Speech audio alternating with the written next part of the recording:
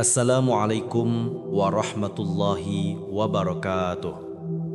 Sahabat surga yang dirahmati Allah, semoga hati kita selalu dalam naungan kasih sayangnya.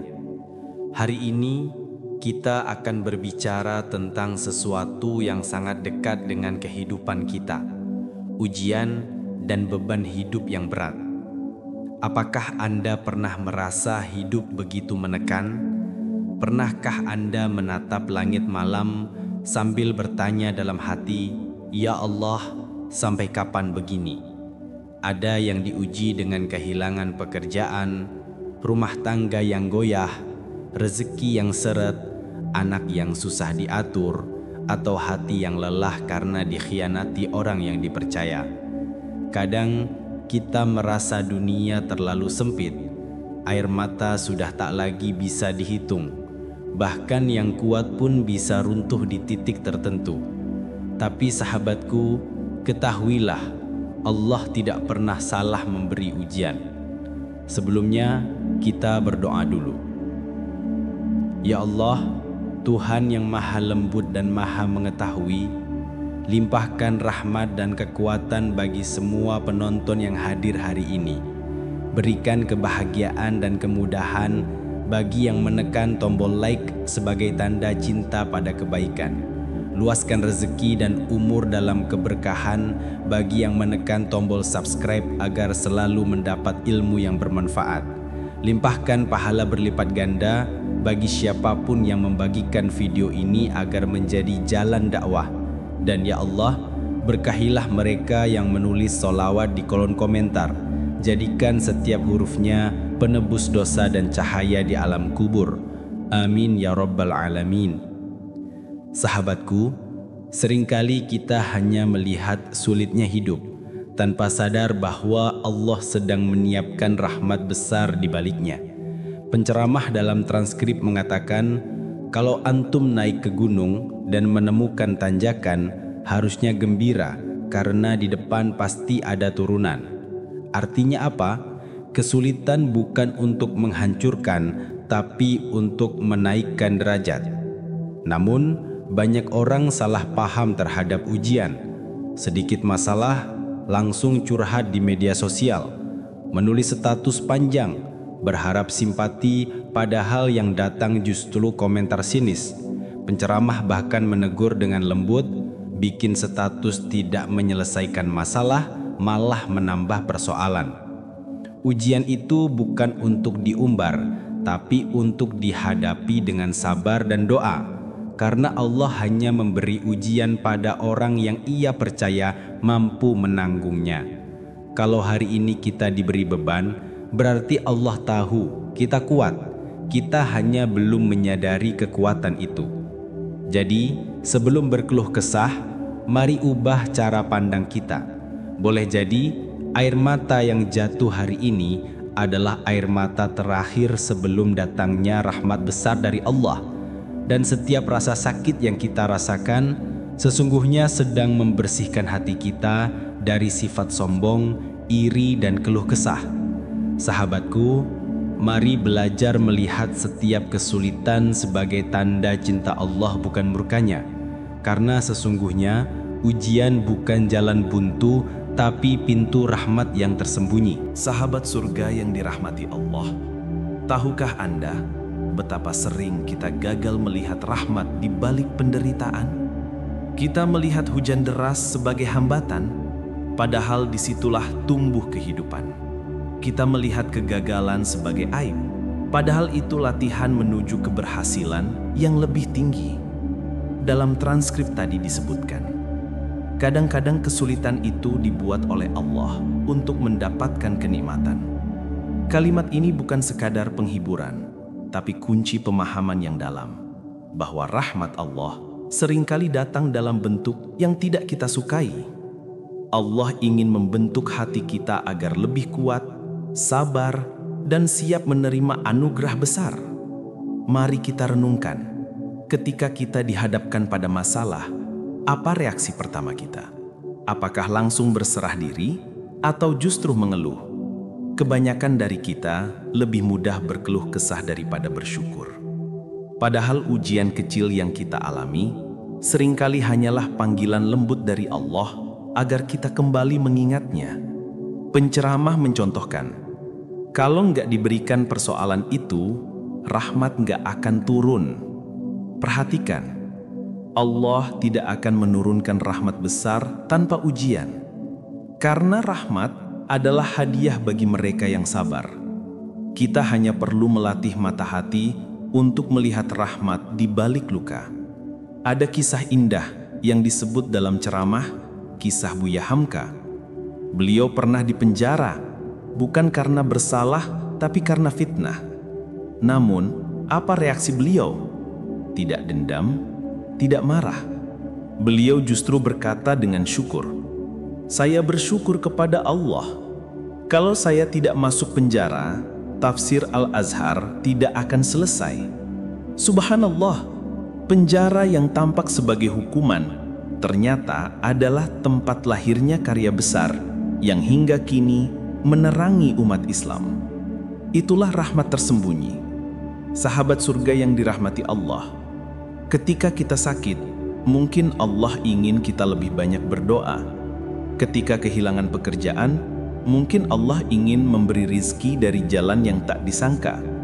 Dan ketika kita ditinggalkan seseorang, mungkin Allah ingin kita bergantung hanya kepadanya.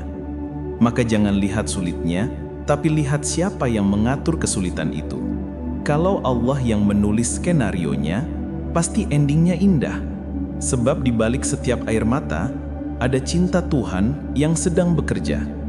Jadi, mulai sekarang, ketika hidup terasa berat, katakan dalam hati, "Ya Allah, aku tahu Engkau tidak sedang menghukumku.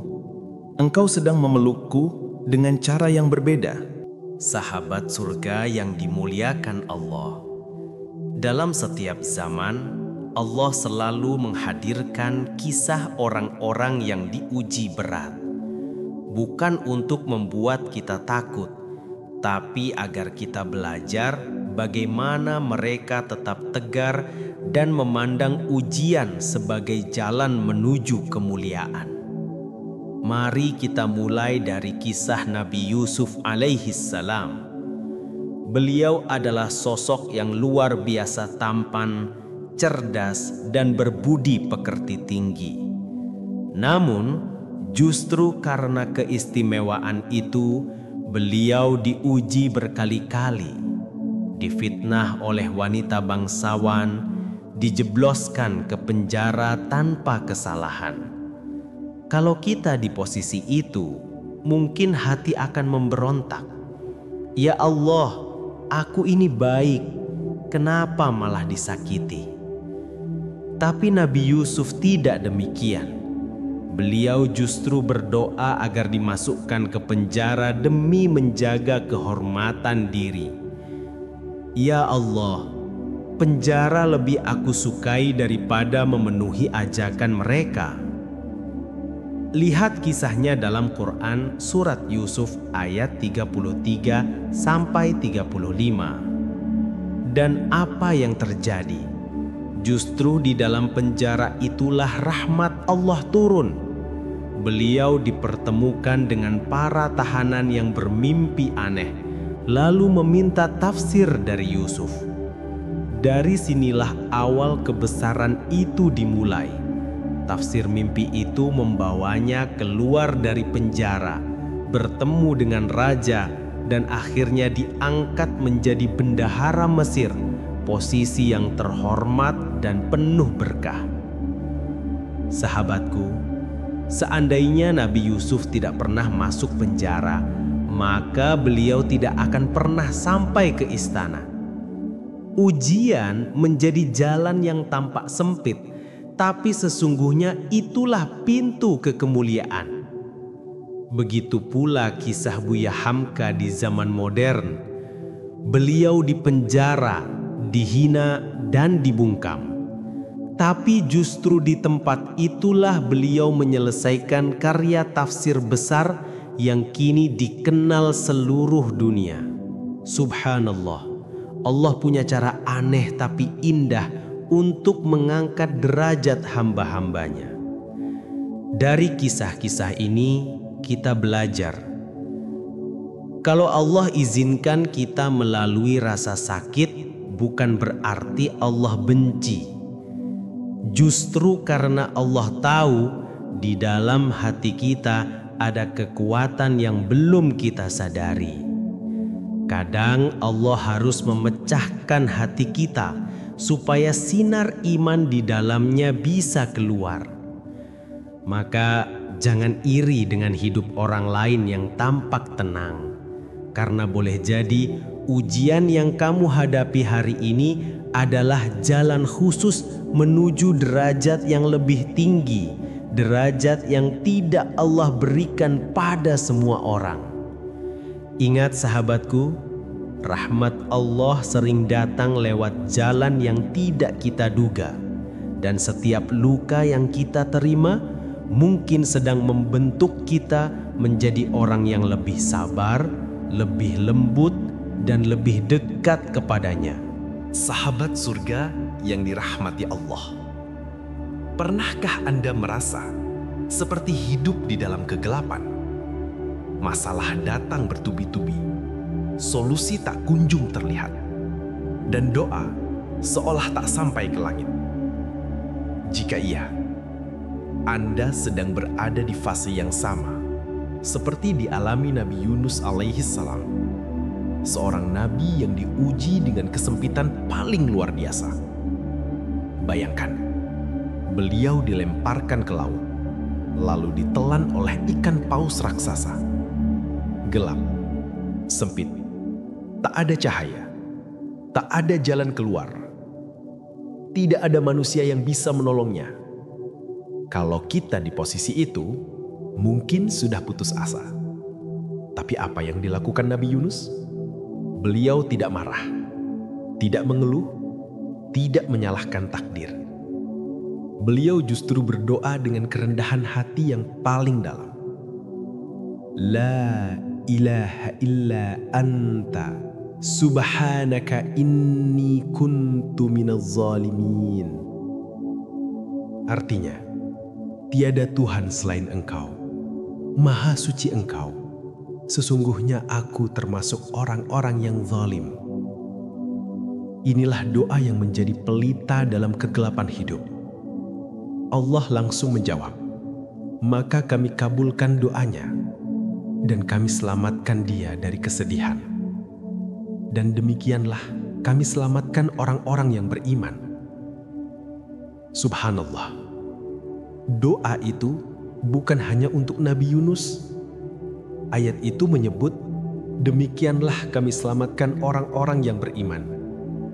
Artinya, siapapun yang beriman dan membaca doa itu dengan hati yang tunduk akan mendapat pertolongan Allah secepat Nabi Yunus diselamatkan dari perut ikan paus. Sahabat surga, jika Anda saat ini berada dalam gelapnya hidup, ekonomi sulit, hati remuk, hubungan hancur, dan doa yang belum dikabulkan, jangan berhenti berharap. Ucapkan doa ini perlahan, ulangi dengan air mata dan keyakinan. Bukan karena kita pantas ditolong, tapi karena Allah Maha Penyayang. Kadang Allah menunda jawaban doa, bukan karena Ia lupa, tapi karena Ia ingin doa itu membentuk ketulusan kita.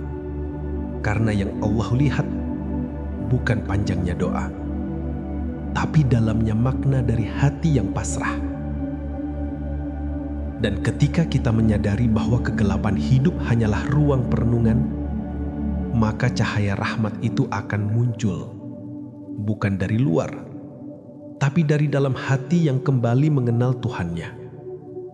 Sahabatku, jangan takut dengan gelapnya hidup, karena dari kegelapan itulah Allah sering menyalakan cahaya yang paling indah. Sahabat surga yang dimuliakan Allah, setelah panjang perjalanan ujian, setelah air mata, doa, dan kesabaran, tibalah saatnya kita memahami satu hal penting. Setiap badai pasti membawa rahmat di ujungnya. Lihatlah bagaimana Allah menulis takdir. Buya Hamka, dari penjara lahir karya besar. Nabi Yusuf, dari fitnah dan kesepian menjadi penguasa yang bijaksana. Nabi Yunus, dari perut ikan paus menjadi simbol kesabaran dan keajaiban doa. Semua melalui jalan yang gelap, sempit, dan penuh air mata. Namun hasil akhirnya selalu indah. Kenapa? Karena Allah tidak pernah menutup cerita seorang hamba dengan kesedihan jika ia terus beriman dan bersabar. Penceramah dalam transkrip menegaskan, kalau nggak ada sulit, nggak akan datang senang. Kalau nggak ada ujian, rahmat nggak akan turun. Maka jangan takut diuji, karena ujian adalah bukti cinta Allah. Sahabatku, bila hari ini kamu sedang berjuang, bertahanlah. Mungkin kamu merasa tak sanggup, tapi ketahuilah, di balik setiap air mata, Allah sedang menulis sesuatu yang besar untukmu. Dan kelak, kamu akan tersenyum, berkata, andai aku tahu ini rencana Allah dari awal, aku tidak akan pernah mengeluh sedikit pun. Amalan terbaik dalam menghadapi ujian adalah bersyukur dan bersabar. Syukur saat nikmat datang, sabar saat cobaan menghampiri, dan hiasi hidup dengan zikir, terutama doa Nabi Yunus. La ilaha illa anta subhanaka inni kuntu minadh dhalimin. Ucapkan ketika sempit, resah, takut, bahkan kecewa, karena doa ini bukan hanya ucapan, tapi pengakuan bahwa kita butuh Allah sepenuhnya. Sahabat surga, hidup memang tidak selalu indah, tapi bersama Allah, hidup selalu bermakna. Jadi jangan menyerah, karena rahmat Allah sedang dalam perjalanan menuju hatimu. Marilah kita akhiri dengan doa bersama. Ya Allah, Tuhan yang Maha Pengasih dan Maha Penyayang, jadikan setiap ujian kami sebagai jalan menuju ampunan-Mu. Lapangkan hati kami untuk bersyukur dalam kesempitan, kuatkan langkah kami agar tidak berhenti di tengah ujian. Curahkan rahmat-Mu bagi setiap penonton yang istiqomah mencari ridho-Mu. Ampuni dosa kami, dosa orang tua kami, dan kumpulkan kami kelak dalam surga-Mu bersama Rasul-Mu yang tercinta. Amin ya Rabbal Alamin. Alhamdulillahirabbil alamin. Semoga ceramah ini menguatkan jiwa-jiwa yang sedang diuji. Sampai jumpa di video berikutnya, sahabat surga. Jangan lupa untuk like, share, dan subscribe agar lebih banyak hati yang tersentuh oleh pesan kebaikan ini. Tulis sholawat di kolom komentar sebagai tanda cinta kita kepada Nabi Muhammad SAW. Dan jangan lupa tonton juga video lain yang bisa menenangkan hati dan menambah iman kita bersama. Wassalamualaikum warahmatullahi wabarakatuh.